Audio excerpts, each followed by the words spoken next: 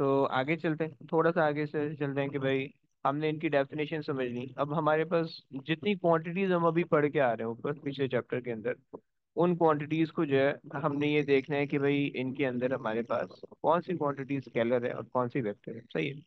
आसान एक तो तरीका ये है कि बचपन से तुम रट्टा लगाते आते हो। सही है। एक तरीका ये है कि भाई हम उसको कोई रूल्स थोड़े से पढ़ लेते हैं और उन रूल्स के हिसाब से जो है हम देख लेंगे कि भाई हमारे पास कौन सी क्वांटिटी स्केलर है कौन सी वेक्टर है। सही है। तो यहाँ पे हमारे पास कुछ रूल्स देख लेते हैं और फिर उनको समझते हैं।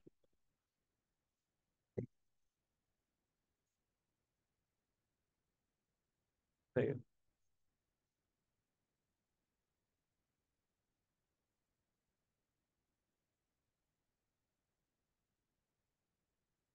अच्छा जी। पहले rule,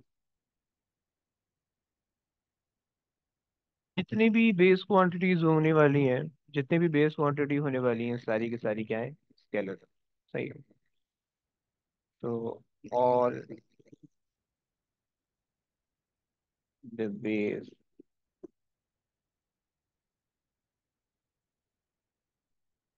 quantities are scalar quantity. सही हो गया। एक चीज हो गई, पहला रूल हो गया, जितनी भी बेस क्वांटिटीज हैं वो सारी की सारी स्केलर है। सही है। अच्छा, अब जितनी भी ड्राइव क्वांटिटीज है वो सारी की सारी बेस क्वांटिटी से मिलकर बनी है। सही है। तो उनके लिए कुछ रूल बना लेते हैं। सही है। पहले रूल कि भाई अगर हमारे पास दो क्वांटिटी, अब जाहिर सी बात है जो दो क्वांटिटीज होंगी दो से ज्यादा क्वांटिटी है। सही है। जब आप उनको मल्टीप्लाई करोगे तो कोई तीसरी क्वांटिटी बनेगी, राइट। सो हम अब दूसरा रूल ये कहते हैं कि भाई अगर हमारे पास when two scalar quantities are multiplied,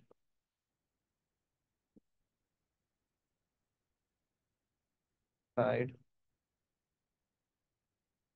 सही है। सो जो रिजल्टेंट क्वांटिटी होगी वो भी स्केलर हो। सही है। The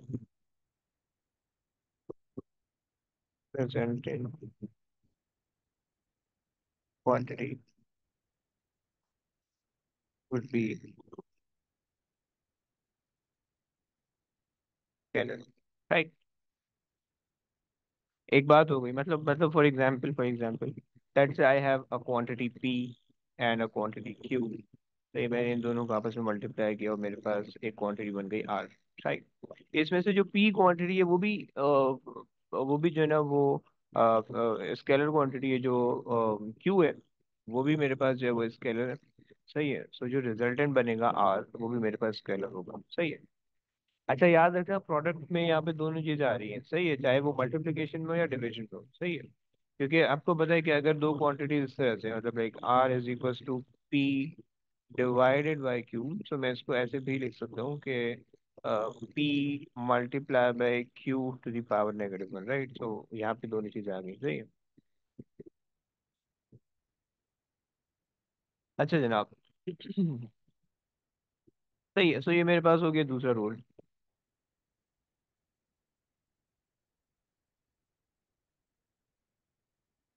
अब तीसरा जो रूल है वो मेरे पास ये कहता है, अम, एक ये चीज और लग रही है।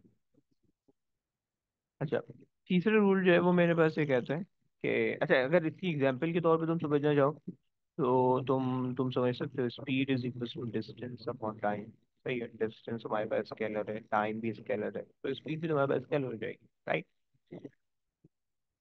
ओके। सो तीसरी चीज जो है, तीसरा जो कॉन्सेप्ट है वो मेरे पास है, अगर मेरे पास एक क्वांटिटी स्केलर है और एक क्वांटिटी वेक्टर है, सो मेरे पास रिजल्टेंट वेक्टर होगा। सही है। when one quantity has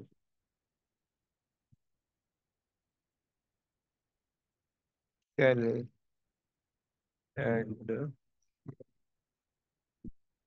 other is vector. So the resultant would be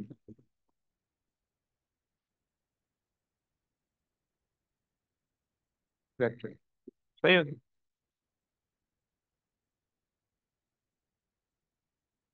अच्छा जी, क्या एग्जाम्पल है? अगर मैं इसी पी और आर की फॉर्म में तुम्हें समझाने की कोशिश करूं कि let's say in this case के r is some quantity that is basically composed of p and q where one quantity let's say p has some direction, right? So उसकी p की जो डायरेक्शन होगी उसकी वजह से r की भी वही डायरेक्शन आ चाहिए, right? एंड अगर आप रियलिटी में देखना चाहो तो आप इस तरह से देख सकते हो, मोमेंटम को देख सकते हो कि momentum is equal to mass times velocity होता है। वेलोसिटी की कोई डायरेक्शन होती है और जो डायरेक्शन वेलोसिटी की होती है उसी डायरेक्शन में मोमेंटम भी होता है, राइट? अच्छा जी, और तीसरा रूल हमारे पास ये है कि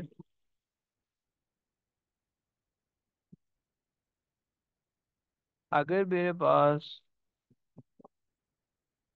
अच्छा थोड़ा सा अजीब सा है, मुझे इसको समझाना भी पड़ेगा, मैं जरा लिख लेता हूँ।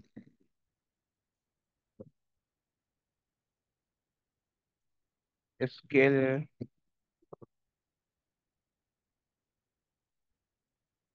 Product of two vector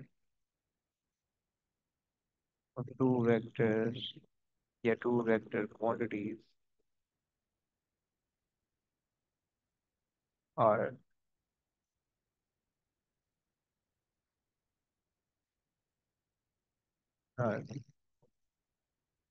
scalar, right? ये मेरे पास चौथा रूल। क्या मतलब है इसका? मतलब समझने से पहले ये चीज समझो कि ये स्केलर प्रोडक्ट क्या होता है, सही है? तो ये चीज खुद ही समझ में आ जाएगी, सही है? स्केलर प्रोडक्ट एक मैथ्स की टर्म है, सही है? तुमने अगर वेक्टर पढ़ा हो, लेकिन वो बेसिकली पी थ्री की मैथ्स में है। तो बल्कि पी थ्री की, हाँ पी थ्री की मैथ्स में है। तो पी थ्री की मैथ्स में जो ए पी वन वाली मैथ्स, पी वन का जो वेक्टर था वो भी आ चुका है, पी थ्री का भी, पी वन के वेक्टर में स्केलर प्रोडक्ट आता है, सही है? अच्छा, स्केलर प्रोडक्ट को हम थोड़ा सा मैथ्स क्योंकि दोनों पढ़ लो इसे मैं बता रहा हूँ, सही? आई होप सो तुम लोग को रिलेटेबल लगेगा, पी सही है? थ्री में M1 में नहीं आता? M1 में आता? एम वन में वेक्टर्स नहीं आते ब्रो। एम वन में कोई वेक्टर नहीं है, पी थ्री के अंदर वेक्टर्स है। पहले पी वन के अंदर वेक्टर थे, सही है? वो 2021 या 20 में हाँ, वेक्टर वेक्टर का पूरा हम्म पूरा चैप्टर है, वही पढ़ा था।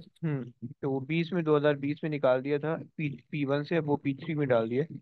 और पी थ्री का जो फर्दर जो वेक्टर था वो फर्दर मैथ्स में डाल दिया, सही है? हम्म।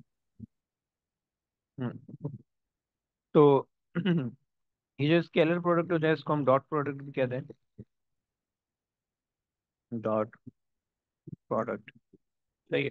और आपने देखा होगा कि मतलब अगर मैथ्स की मैं एग्जांपल दूं, अगर शायद तुम लोगों ने पढ़ो, अगर लेट्स से तुम्हारे पास जो है ना वो एक ये वेक्टर लिखा हुआ है, सही है? और तुमने उसको मल्टीप्लाई किया है किसी स्केलर से या किसी वेक्टर से मल्टीप्लाई करो, सही है?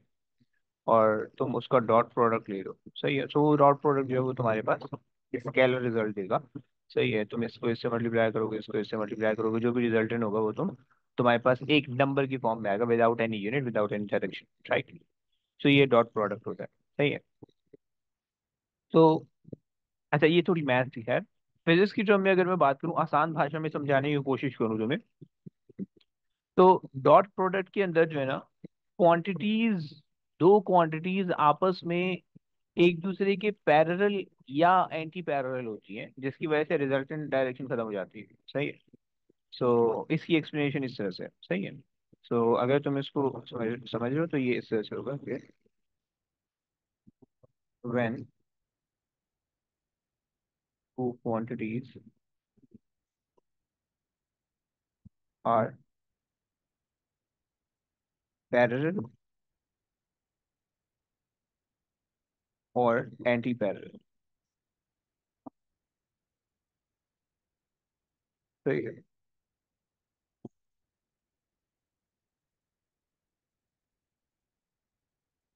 Resultant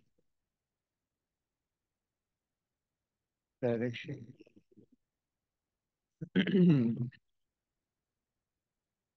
resultant has no direction. सही हो गया। तो ये हमारे पास जो है डॉट प्रोडक्ट होता है, सही है। और इसको जो हम एग्जाम्पल के तौर पे जो एनर्जीज हमारी हैं वो सारी डॉट प्रोडक्ट होगी, सही है। All the energies R dot product, सही है। तुमने अगर P1 के साथ जो है तो बल्कि जरूरत नहीं है, डॉट प्रोडक्ट, सही है। तो तुमने देखा होगा जैसे वर्क डन का फॉर्मूला हम लिखते हैं, फोर्स इनटू डिस्प्लेसमेंट, राइट। अब ये जो चीज है ना, ये जो हम डॉट लगा रहे हैं, एक्चुअली मैथ्स के अंदर हम इसको मल्टीप्लिकेशन का साइन कहते हैं, राइट। मतलब तुम अगर याद करो तो मल्टीप्लिकेशन के दो साइन होते हैं, एक तुमने डॉट भी देखा होगा, एक तुमने क्रॉस भी देखा होगा, राइट। ये दो दो साइन होते हैं मल्टीप्लिकेशन के। अगर तो तुम विद इन मैथ्स काम कर रहे हो और छोटे लेवल की मैथ्स पे काम कर रहे हो तो तुम ये दोनों साइन लगाओगे, दोनों साइन से काम चल जाएगा तुम्हारा। लेकिन अगर हायर लेवल की मैथ्स में काम कर रहे हो या फिजिक्स में काम कर रहे हो और तुमने डॉट की जगह क्रॉस लगा दिया, क्रॉस की जगह डॉट लगा दिया, तो ये गलत हो जाएगा, राइट। ये दोनों चीजें एक बराबर नहीं होती है, राइट। डॉट आपको ये बताता है कि जो दो क्वांटिटीज हैं जिनका आप प्रोडक्ट लेना चाह रहे हो एक्चुअली वो पैरेलल या एंटी पैरेलल है, राइट। और क्रॉस ये बताता है कि जो दो क्वांटिटीज हैं जिनको आप मल्टीप्लाई करना चाह रहे हो वो एक्चुअली परपेंडिकुलर है आपस में, राइट। क्या मतलब होगा आगे जाके पता चलेगा तुम्हें, सही। So this dot represent the dot product, right. सही है। सो ये फोर्स की भी डायरेक्शन है, सही है। और डिस्प्लेसमेंट की भी डायरेक्शन है, और उसकी वजह से वर्क डन की कोई डायरेक्शन नहीं है, सही है। लेट्स से अगर तुम्हारे पास ये एक बॉक्स है, इस बॉक्स पे फोर्स लग रही है F न्यूटन की, राइट। और ये बॉक्स जो है वो इतना डिस्टेंस ट्रेवल कर रहा है, तो इतना डिस्प्लेसमेंट ट्रेवल कर रहा है बेसिकली, सही है। Like this. सो अब जो है, अबे यार सीधा हो जा। सो अब जो है ये डिस्प्लेसमेंट है इसकी, सही है। तो अब ये दोनों एक डायरेक्शन में है, तो दोनों पैरेलल आ रहे हैं, सही है। और अब इस पे आप कह सकते हो कि भाई इसमें हमारे पास जो है जो वर्क डन होगा उसकी वो डायरेक्शन नहीं होगी, सही है, डायरेक्शन लेस होगी। अच्छा, इसी तरीके से अगर आपके पास है, आप फ्रिक्शन की बात करोगे भाई, डिस्प्लेसमेंट इधर को कवर हो रही है, सही है। वायरों से बना देते हैं, सही है। सो डिस्प्लेसमेंट इधर को कवर हो रही है, एस फोर्स यहाँ लग रही है, फ्रिक्शन फोर्स लेफ्ट से, सही है। तो अब ये तुम्हारे पास जो है वो एंटी पैरेलल का कॉन्सेप्ट आ गया, सही। डायरेक्शन जो है वो क्या है, एंटी पैरेलल, सही हो गया। सो अच्छा, यहाँ पे मैं बता देता हूँ कि ये आपके पास है dot, this is not same as cross. Okay, so अगर मैं यहाँ पे तुम्हें मेंशन भी कर दूँ कि भाई मेरे पास जो है वो ये चीज़ जो है वो मेरे पास पैरेलल है, सही। और ये चीज़ मेरे पास एंटी पैरेलल है।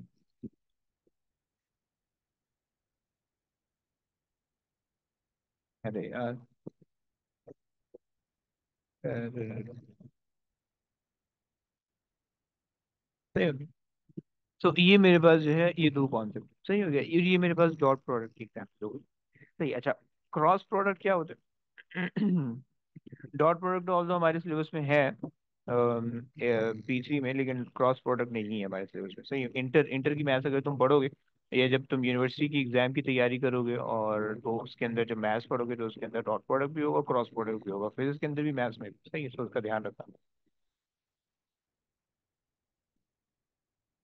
अच्छा जी। तो ये हो गए चौथे रूल की हमने बात कर ली कि स्केलर प्रोडक्ट या dot product, product of two vector quantities are scalar, right. और जो दूसरी चीज है, जो पांचवा रूल है, वो आपके पास है cross product cross product of two vector quantities is a vector. नहीं, यानी इनका जो क्रॉस प्रोडक्ट निकलेगा वो वेक्टर होने वाला है। सही हो गया। और अगर इसकी एग्जांपल मैं आपको दूं तो इसकी एग्जांपल जो है, अच्छा, क्रॉस प्रोडक्ट का मतलब है कि दो क्वांटिटीज जो है वो आपस में परपेंडिकुलर हैं, तो हम उसको जो है क्रॉस प्रोडक्ट कह रहे हैं। सही है। अच्छा, यहाँ पे इसकी एक्सप्लेनेशन तो देते हैं। सही है, cross product.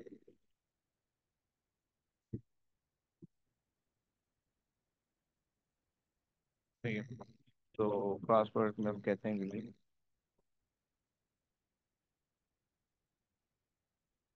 when two quantities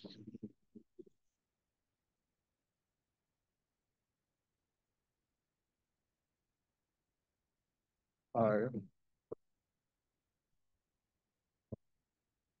perpendicular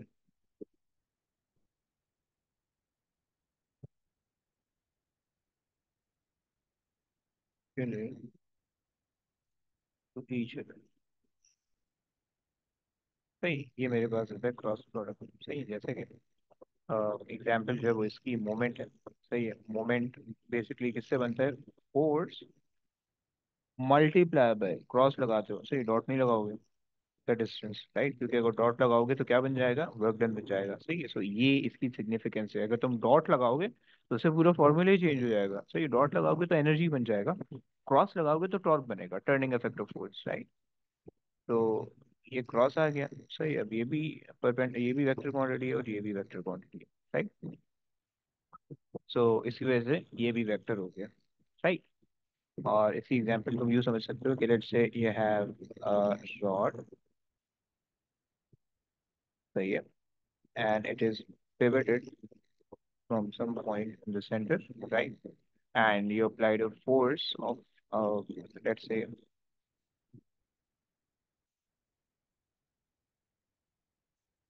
force of F Newton, right? From the center of the beam in this direction, this is D, right? So जब आप इन दोनों को प्रोडक्ट लोगे तो आपके पास ये वेक्टर आपको रिजल्ट देगा, राइट। तो ये इसका कॉन्सेप्ट है। सही हो गया। सो ये पांच रूल हैं। इन पांच रूल के हिसाब से हमने अपनी तमाम क्वांटिटीज को देखना है कि कौन सी स्केलर होने वाली है और कौन सी वेक्टर होने वाली है, राइट।